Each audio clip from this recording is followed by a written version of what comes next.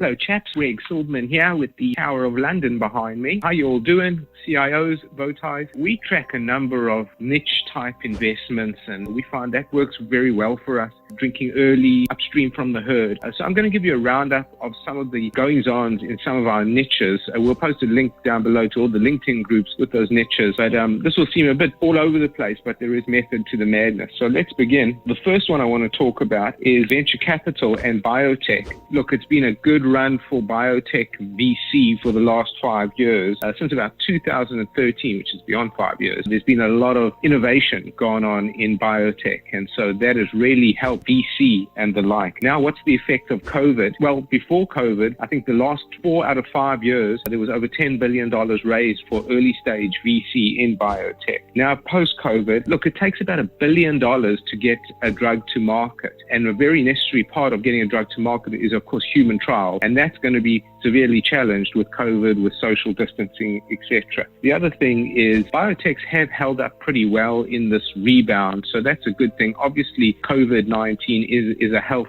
care issue, so it must have a trickle-down effect. But I think I sense one area of great problems in the biotech sphere is going to be single drug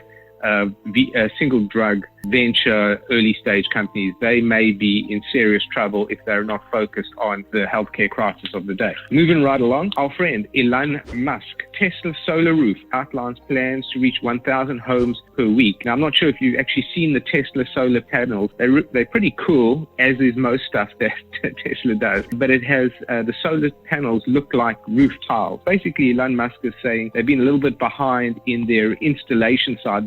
They're hiring 1,000 teams to do installations. It takes about 1 week to do an installation. That gets you about 4 to 10 kilowatts of solar power. And then your solar power comes down and gets saved into your Powerwall battery. So Elon Musk is saying demand is good, production is good, and so it's really the installations which is really the bottleneck. He also comments in the article that they're getting a lot of interest out of China on that side of things. Switching over to another thematic of ours, which is cybersecurity. Great article. It talks about COVID-19 and its effects on revealing the underbelly, if you will, of our digital infrastructure. This article is by Alan Wade, who's the CIO, Chief Information Officer at the CIA. And he talks about, all this Zoom bombing. He talks about a lot of cyber attacks have occurred principally from China, but from other places. US defense contractors, specifically in the healthcare technology space, are noticing a lot of infiltration. So it's interesting for us because this is going to be an area of high investment, both public and private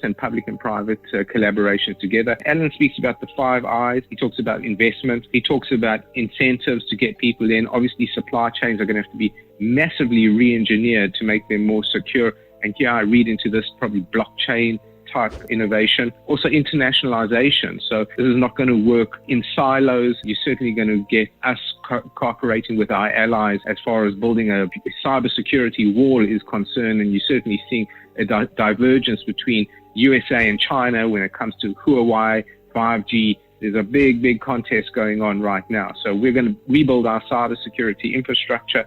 And of course, our individual behavior has already changed significantly. It's going to change even further as we're going to have to adopt various behaviors around cybersecurity, username, password, all that kind of stuff. So, and the last thing he talks about is whatever we do, we've got to have confidence in our elections because elections are going to become more and more digital. So that's an important aspect. Uranium is another one of ours. We followed the uranium market since the early 2000s. So one of the biggest producers of uranium in the world is Kazatomprom out of Kazakhstan, which is owned basically by their sovereign wealth fund. I'm going to try to pronounce it, Sumrut Kaznia. The article in question speaks about how the Sovereign Wealth Fund has sold its second tranche of Kazatomprom, 6.27% of the company for $206 million, and that's the second transaction after the IPO.